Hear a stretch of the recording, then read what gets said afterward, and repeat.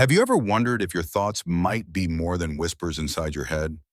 What if they were forces, real vibrant currents of energy shaping every corner of your life long before you ever take action? Narrative begins. We were never meant to live as mere creatures of instinct or cold logic. That's not what being human is about. There's something deeper, an ancient knowing buried beneath survival. Deeper than reason. Something powerful, subtle, and forgotten by most. You see, thought is not just a spark in your brain or a silent voice in your mind. Thought is motion. Thought is current. Thought is a frequency that travels, radiates, and calls things into form. And whether you realize it or not, your inner world is speaking to the outer world constantly through every emotion, every image, every silent belief you hold. What if your thoughts weren't private at all? What if they were signals, live transmissions broadcasting to a responsive universe? This isn't fantasy. This is not fiction. This is the hidden layer of reality, one that sages, mystics, and mental alchemists throughout history have tried to remind us of. It's time to remember what they knew, that you are far more than skin, bones, and memory. You are an energetic being, a transmitter, a conscious force sculpting your own experience from the inside out. Slight pause, reflective tone. You are not merely thinking, you are shaping, and that changes everything. Once this realization seeps in, not like thunder, but like a slow electric hum, you can feel it. The atmosphere around you becomes more than empty space. Your thoughts, once believed to be trapped inside your skull, begin to stretch outward like threads of light. They vibrate, they resonate, they connect, and they draw things toward you. Not what you want, but what you are. You've already seen this in your own life. Think back to that morning you woke with unease in your chest, how the day spiraled to match your mood. The traffic jam, the missed call, the sense that everything was off. And remember, too, the day you felt alive, thrilled, and open. How easily people smiled at you. How small wonders unfolded without effort. Coincidence? No. These are reflections, vibrational responses to the frequency you were emitting. Rhythmic buildup begins. Your thoughts are not passive, they are creators. Moods, beliefs, emotional imprints. Each one pulses with energy rippling outward. Just as a tuning fork vibrates another into harmony, your inner frequency attracts outer experiences that match. This is not magic, this is resonance. And the moment you begin to understand it, your world begins to shift. To awaken to this is to become deliberate. To no longer allow stray fears, idle negativity, or inherited beliefs to dictate your path. Most people aren't truly thinking. They're recycling, echoing what the world throws at them. But something inside you has brought you here. You're ready to become the cause, not the effect. You are ready to become what I call a mind builder. A mind builder doesn't drift. They design, they don't wait, they shape. You begin to feed your inner space only what is aligned with your vision. You become intentional with your focus, your energy, your story. The random becomes structured. The reactive becomes creative. What once happened unconsciously now happens with purpose. Imagine your mind as a grand council room, and in the center, seated on a long-abandoned throne, is the sovereign I, your true awareness. Around it swarm the voices of fear, doubt, desire, past trauma, and all begging to rule. And for so long, that seat has been empty. Those lesser voices have run the kingdom of your mind unchecked. But the moment you say, I am, with full awareness, you reclaim the throne. The mind is not your master. It was never meant to be. It is your servant. And your will, that quiet, enduring presence behind your attention, is the hand that commands it. When you begin to direct thought consciously, a new current moves through you. You stop living in the ruts of old pathways. Those grooves formed by years of fear, criticism, and self-doubt begin to fade from disuse. In their place, new neural trails blaze with purpose, clarity, and vision. This isn't a fleeting burst of motivation, it's a deep rewiring. You're not just trying to think positive for a weekend, you're transforming your broadcast, your vibrational signature, into a clear signal of what you truly seek. And that first realization, that's the first pulse. It's not a shout, it's not lightning, it's a quiet surge, a shift you can feel in your bones, like something ancient finally awakening within. Every focused thought that follows becomes a beat in a growing rhythm, each one reinforcing your magnetic field, not by hope, not by chance, but by law. A law that never stopped listening. This law, the law of resonance, is impartial, consistent, and always active. The universe does not respond to what you pretend to feel. It responds to what you genuinely embody. So the question naturally arises, who is doing the thinking? Behind every passing emotion, every desire, every stray thought, there is a deeper center, a fixed, unmoving eye. Call it awareness. Call it spirit. Call it the silent witness. It has no memory, no fear, no craving. It is not built from the past. It simply observes and commands. This is what mystics called the I, not the ego, not the personality, but the sovereign center that watches without judgment and creates without doubt. When you speak from this place, from your true center, you don't say, I am anxious or I am afraid. You say, I notice anxiety. I observe fear. You become the ruler again. And with that, your mental kingdom begins to reorder. For too long, that kingdom has been governed by squatters, old habits, outdated beliefs, unconscious programming. These voices have been issuing commands as if they were you. But now the king or the queen has returned, and everything must change. Fear does not disappear, but it bows. Desire no longer drags you, it aligns with you. Anger no longer explodes, it informs. You're not suppressing these parts of yourself. You're integrating them. You're placing them into proper function as workers, not masters. Voice softens, introspective. Mental sovereignty is not about crushing your mind into silence. It's about clarity. It's about conscious direction. You don't fight every thought like a tyrant. You rise above them. You listen, but you do not obey. You observe, but you do not react. And every time you do that, even in a small moment, you strengthen your seat on that throne. The old patterns weaken. The static quiets. Thought becomes tool instead of tyrant. Because sovereignty comes with responsibility. Every thought you allow to linger, every belief you nourish, sends out ripples into relationships, into circumstances, into the very structure of what you call your life. Final reflection, warm and grounded. So ask yourself now, not as a fleeting idea, but as a real commitment. What are you thinking on repeat? What inner programs have been shaping your world without your awareness? And more importantly, what will you choose to think from this moment forward? The pulse has begun. You've felt it. Now will you follow it? Once you reclaim your throne, the conscious eye awakened, everything begins to shift. But claiming sovereignty is only the first step. The real work begins in the space that follows, guarding the gates, mastering the forces within. If you leave those gates wide open, unguarded, the stray thoughts of the world, anxieties, opinions, fears, not your own, drift in like windblown seeds. These aren't just random notions. They are echoes from the race mind, the collective mental field of society. Left unchecked, they take root, grow, and before you know it, your mind is no longer your own. But when you stand firm, anchored as the conscious observer, you become the gatekeeper. You choose what enters. You direct what grows. Your mind, no longer a chaotic marketplace, becomes your sacred space, your sanctuary, your inner laboratory. In this space, incredible things become possible. The ability to shift conditions, bend probabilities, and harmonize with the greater universal intelligence no longer feels mystical or abstract. It becomes natural, like breathing, like remembering something you always knew. Because once the sovereign eye is seated and clear, another sacred task arises, perhaps even more demanding than the first, the transmutation of emotion. For most of us, our inner world has been ruled by unchecked emotion. Fear, anger, jealousy, despair. These aren't enemies. They are not intruders to be exiled or denied. They are raw, untamed forces. Elements of the inner world still waiting to be refined. Think of them as uncut metals, dense, heavy, but filled with potential. Emotional alchemy is the art of refinement. It is the transformation of volatile states into luminous clarity. Just as ancient alchemists labored to turn lead into gold, you begin to transmute your inner atmosphere. Reaction becomes revelation. Pain becomes power. The first step is deceptively simple recognition without identification. To feel fear rise within you is not a failure. It's a signal, a flare from the depths showing that a hidden layer of self is coming to light. But when you say, I am afraid, you've already surrendered the throne.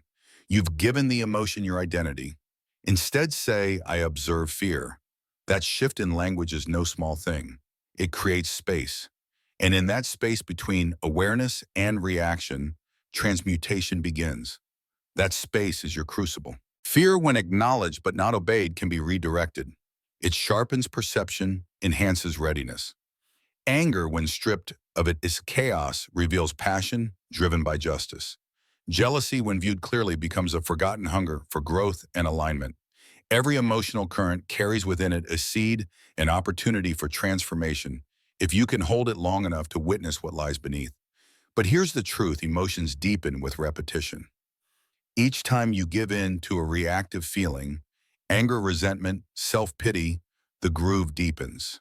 The neural pathways solidify. Your chemistry adjusts, and soon it's not just a mood. It's a pattern, a personality, a prison. Still, no emotion is permanent unless you choose to feed it. The moment you act against the pull of a lower state, you spark something new. Smile through sorrow, breathe deeply through irritation. Speak love when your ego screams otherwise. These are not acts of suppression. These are declarations of dominion. Each time you redirect an emotional current, you weaken the old circuitry and forge a higher one. Your nervous system begins to cooperate. It becomes your ally. What was once instinctual reaction becomes purposeful choice. And with repetition, this process becomes second nature. Emotional alchemy becomes instinctive. The same storms that once wrecked you become your teachers, your fuel, and the moment your inner climate begins to shift, your outer world follows. People respond differently. Circumstances begin to smooth out.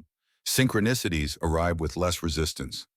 The universe, as if listening closely, begins to reflect your new inner harmony. You begin to understand transmutation isn't just possible, it's inevitable when the alchemist within is awake. With emotional chaos refined into clarity, you now approach the final tool of inner mastery: concentration. Concentration is the instrument that gathers all this inner force and gives it direction.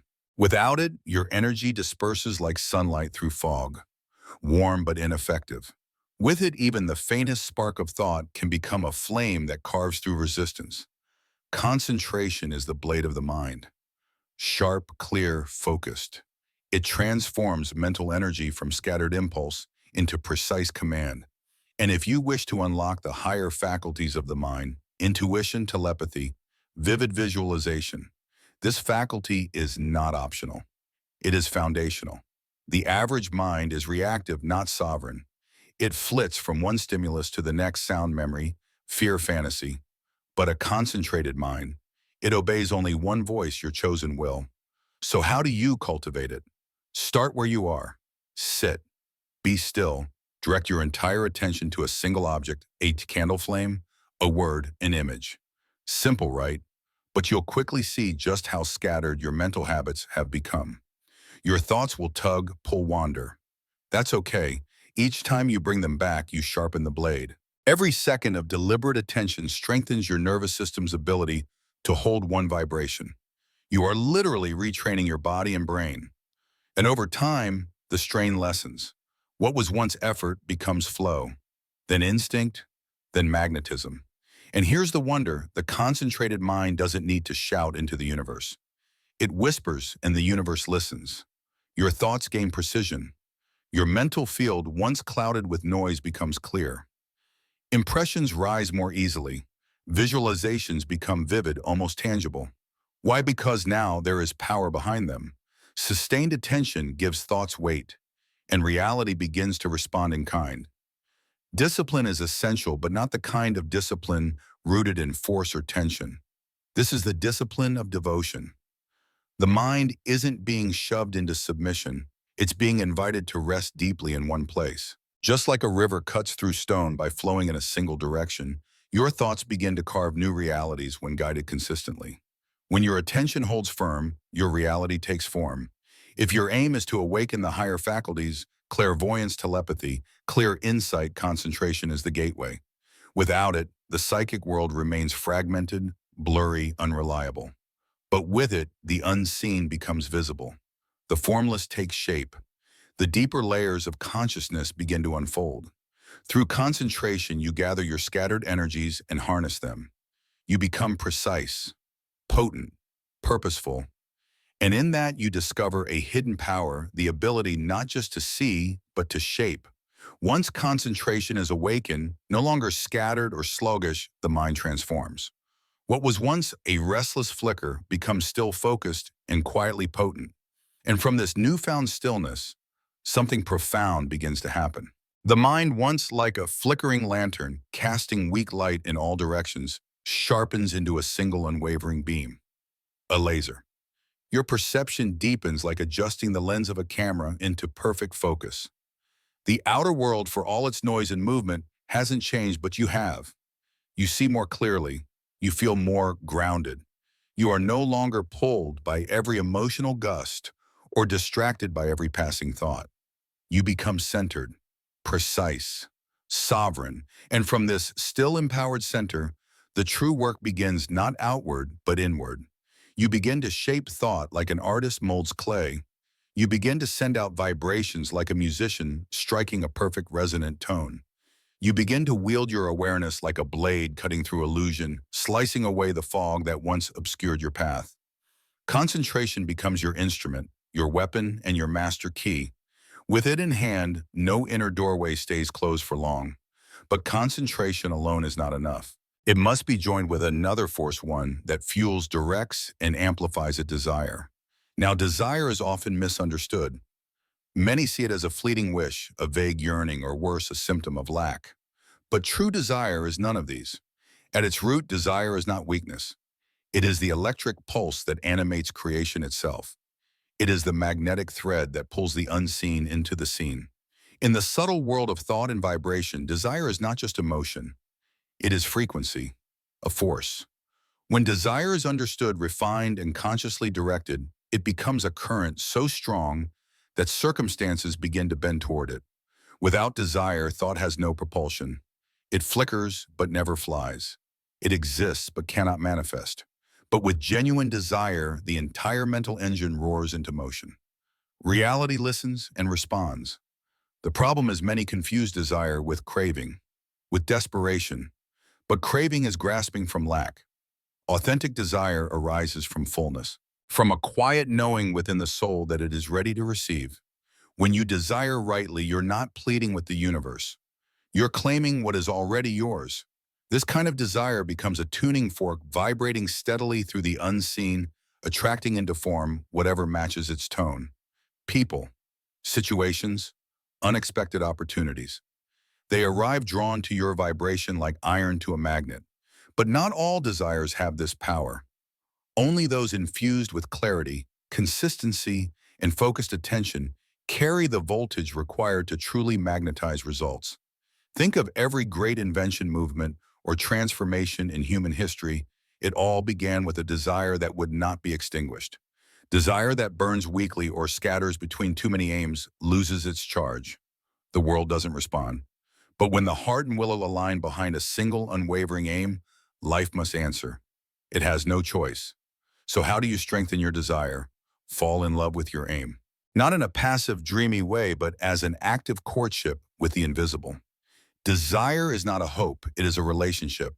The more fully you hold it, nurture it, tend to it, the more intimately the universe begins to reveal its possible shapes. Visualize what you want, not just vaguely, but vividly. Affirm it out loud. Act in alignment with it. And most importantly, feel the emotional fire behind it. Because this emotional charge is what sustains and fuels your focus. This principle is central to anyone seeking to awaken psychic or subtle abilities. Whether it's intuition, telepathy, or energy work, none of it can unfold without the sustained magnetism of desire. Without it, effort withers. Practice fades. But with it, everything intensifies. Your subconscious lights up. Thought currents become organized. The law of attraction begins to move with purpose. Like attracts like, but only when the signal is strong. Desire is that signal. When fully cultivated, desire is no longer a quiet hope. It becomes a silent command, a vibration held not just in the mind, but in every cell of your being, echoing across time and space, drawing into form what was once formless. Yet this power does not come from isolated moments of passion. It is born in rhythm, in repetition, in the grooves the mind returns to again and again. Habit so often dismissed is in truth the architect of all lasting change. Thoughts rehearsed enough times become reflexes. Emotions repeated become identity. And if mental habits are left to wander aimlessly, they tend to spiral downward into worry, fear, envy, doubt. These become the default patterns of a mind left unguarded. But when you guide your habits consciously, they become scaffolding for something far greater. Stability, clarity, power. Each thought you repeat sends a signal deep into your subconscious, a mold, a blueprint, and over time, life begins to pour itself into that shape. As Professor William James once noted, the true aim of education is to make the nervous system your ally. The same is true here. When you consistently impress a thought strength, peace purpose onto the deeper layers of mind, it becomes second nature. Like folding a piece of paper along the same crease again and again. It gets easier, smoother, natural. This is the foundation of real psychic power, not flash, not drama, but discipline. Before you can move mountains with thought, you must learn to master the winds and waters within. So begin small. Choose one trait. Self-trust, calmness, courage. Think it, speak it, act it. Each repetition is a brushstroke painting the future version of you. Over time, the momentum builds. One day a challenge will come, and instead of reacting with old fear, you will respond from a new baseline. Not through magic, but through momentum. The strength you've built will rise up on its own. It will carry you forward effortlessly. This is how psychic growth truly happens, not through sudden bursts, but through quiet cultivation, thought by thought, fold by fold. Because reality doesn't play dice, it's not random. Behind every result, behind every apparent coincidence, there is a structure precise, unyielding, elegant, more intricate than any machine, more faithful than any clock. Thought is the architect. Desire is the magnet. Belief is the compass. When life seems to happen by chance, it isn't because fate is whimsical. It's because thought, quiet, subtle, unrecognized, has been shaping it all along. Those who cannot see the link between their dominant thoughts and their daily outcomes remain trapped in a fog of randomness. But those who awaken to the invisible architecture begin to pull the strings of their own destiny. Every attitude, every mental posture is a command sent to the unseen, and you don't need to scream to be heard. A single quiet conviction held consistently vibrates louder than 1,000 anxious wishes. Expect failure even silently, and the universe delivers. But expect clarity, alignment, and success, and those too will arrive.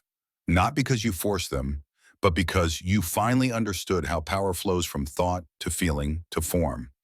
Once you understand that your dominant thoughts silently shape your outer world, a profound truth begins to settle in. You are not at the mercy of chance, you are its author. And so when you calmly hold the thought of success not as a desperate wish, but as a quiet knowing, you activate something powerful. You do more than hope. You begin to signal. Your focused thoughts sustained it without intention or doubt, which sends a clear tone into the field of life. And life in turn responds. This isn't mysticism or poetic metaphor. It is mental chemistry at work. You emit a vibration in reality like a tuning fork responding to its match begins to hum in harmony. Circumstances shift. People cross your path. Ideas spark seemingly from nowhere. But it's not magic, it's alignment. What many call luck is often just this unseen alignment in action. What appears random is law not yet recognized. Chance is simply the label we give to order we haven't yet understood. You'll notice something curious about the truly successful. They're not always the most gifted, nor the ones born with every advantage. Often they are simply the ones who live in harmony with higher frequencies, confidence, clarity, consistent effort, and expectancy. Their energy, attitude, and intention form a coherent message that the universe reads with perfect fluency. And so opportunity finds its way to them like rivers finding their course to the sea. In contrast, the person who walks through life bracing for impact, expecting loss, fearing failure, and unwittingly draws those very outcomes to themselves. Not because the universe is cruel, but because it is precise, impeccably precise. It mirrors back not what we want, but what we are. This law, the law of attraction, is neither kind nor harsh. It does not play favorites. It is not emotional. It simply responds like gravity does. You drop a stone and it falls. Not because gravity likes stones, but because that's its nature. So too your thoughts fall into form, not as punishment or reward, but as expression of inner vibration. To understand this is to begin living with clarity and calm. You are no longer a leaf blown about by shifting winds. You are the axis around which your life begins to orbit. Centered, stable, quietly powerful. You start to see the universe as not an enemy to conquer, nor a riddle to fear. It is a mirror.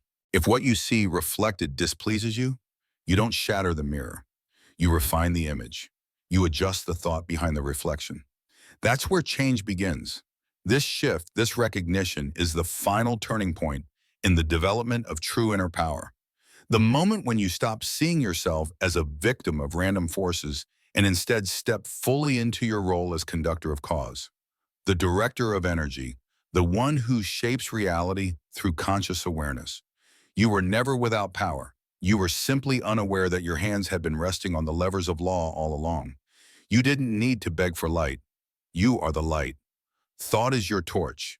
With it, you ignite forces vast enough to govern galaxies, yet intimate enough to govern the direction of your day, the rhythm of your emotions, the arc of your future. This is the occult truth hidden in plain sight. Thought creates, thought commands, thought becomes. Everything you've sought outside security, clarity, strength, purpose, has always begun inside. You are not meant to crawl hoping for light to reach you. You are meant to rise torch in hand and light your own way. And so the question lingers, poised patient, waiting for your answer. Will you dare to think with intention? Will you claim the throne that has always stood within you? Will you wield the blade of awareness, strike the tone of desire, lift the torch of consciousness high enough to illuminate the path not just for yourself, but for others? The power is already yours. It has always been. You need only rise to meet it.